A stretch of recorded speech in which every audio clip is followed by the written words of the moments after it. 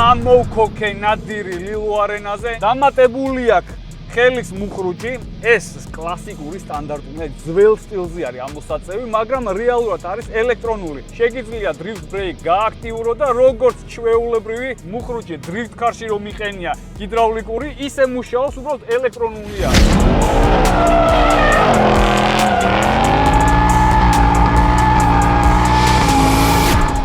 500 ცხენი, 566 ნიუტონი, ატმოსფერული ძრავი, 8 ცილინდრის გუგული, სასწაული, საშინელი ხმა.